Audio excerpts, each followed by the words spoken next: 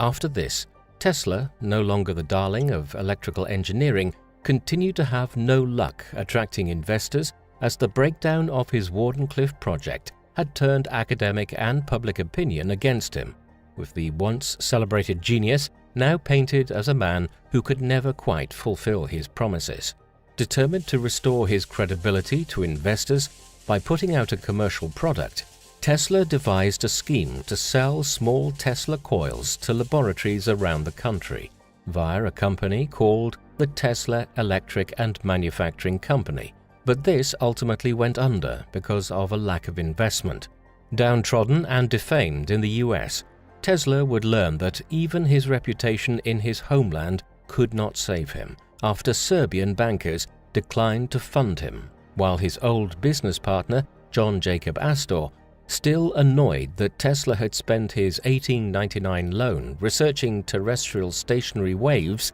instead of wireless lighting, politely refused to get involved. By early 1904, Tesla was hiring out his services as a consultant and had embarked on a new project that aimed to harness the power of Niagara Falls in partnership with the businessman William B. Rankin. Yet Tesla's real desire was always to restart his experiments at Wardenclyffe, a prospect that was becoming increasingly unlikely since investors were discouraged by the fact that Morgan still owned 51% of Tesla's patents, meaning that business partners would always have to consult him to reap any financial benefit from Tesla's inventions. In response, Tesla bombarded Morgan with impassioned appeals to take him back on, in a series of letters that could come in many forms, with some carefully prepared proposals promising Morgan unrealistically high profit margins, while in others, Tesla desperately scribbled emotional outbursts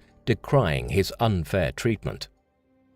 Unable to drum up financial backing and still struggling to get the Wardenclyffe Tower functioning, Tesla was in a dark place and began spiraling into a true nervous breakdown after the untimely death of his business associate Rankin and the collapse of Canadian Niagara Power in the fall of 1905. A man who was always fascinated with human psychology, in the 1920s Tesla shared his experience of emotional collapse with author George Sylvester Virek in a well-publicized book on Freudian theory, explaining how, in his delirium, he was haunted by images of his deceased brother Danny, as well as their mother. Tesla would recover from his breakdown in 1906, and with a new determination to prove himself as a valuable asset, he switched his focus from electrical to mechanical engineering, delving into the science of flight in a bid to raise money so that he could continue his work at Wardenclyffe, which in 1904,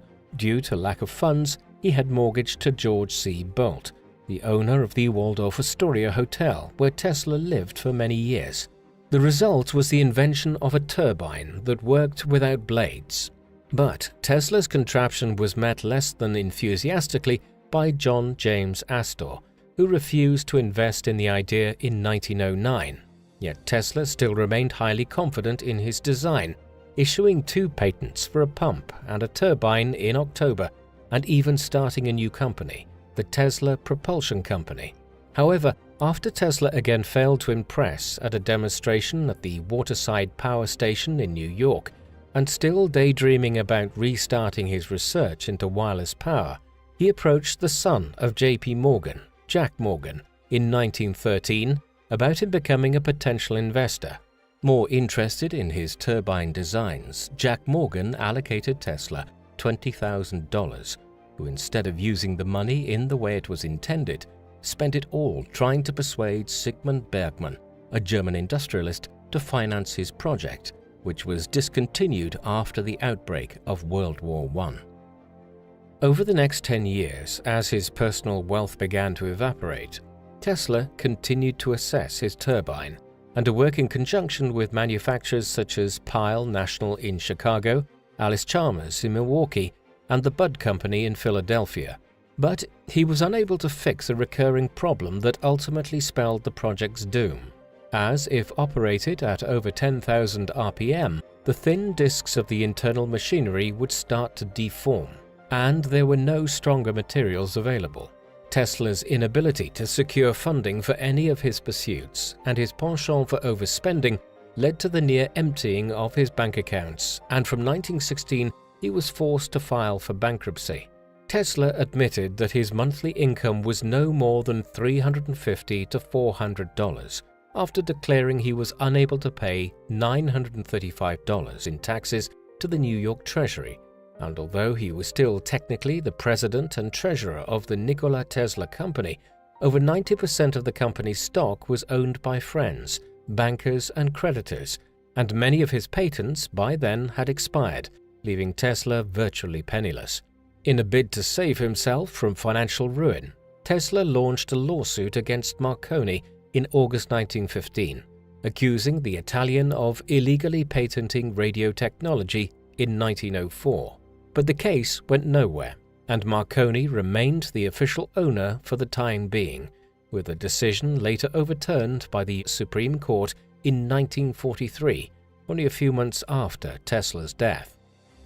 Consequently, Tesla was forced to earn a living by creating minor inventions and registering several improvements in automobile speedometers, frequency meters, and flow meters, which he licensed to Waltham Watch Company in 1918. The company used Tesla's name as a marketing ploy to sell scientifically built speedometers, as despite Tesla's changing circumstances, his name still carried a certain gravitas, and Tesla's opinions and thoughts still garnered much press interest, such as in 1917, when, presaging the advent of radar technology in the 1930s, he forecast that microwave radiation could be employed to detect ships. In the midst of his financial troubles, Tesla still had his admirers, and in 1915 it was reported by the New York Times that he had jointly won the Nobel Prize for Physics, an honor he was to share with his one-time ally and now bitter enemy Thomas Edison.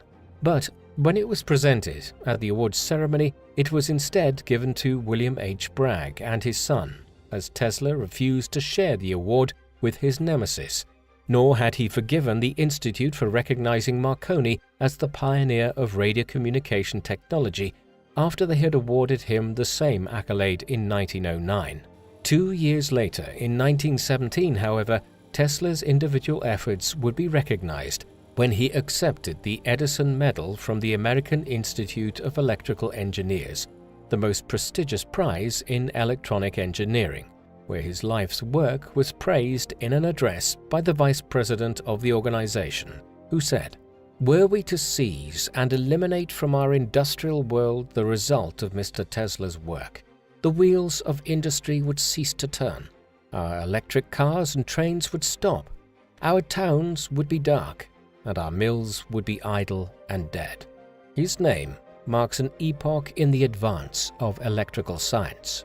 Yet Tesla cared very little for the decoration, opting to leave the Engineers Club where the awards ceremony was taking place shortly before he was presented with the medallion, forcing his friend and the person who had nominated him, B.A. Behrend, to embark on a frantic search that ended in Bryant Park, across from the venue where Tesla was busy feeding pigeons. Tesla particularly loathed the fact that the award was in his rival's name. Despite being lauded for his work in electricity, Nikola Tesla remained poor throughout the 1920s, and because he made only a small income from the royalties he received from licensing his minor inventions, he became embroiled in a string of legal disputes, such as in June 1925, when he was sued by the attorney Ralph J. Hawkins for failing to pay $913 in fees. It was during this decade that Tesla started to retreat from the public eye,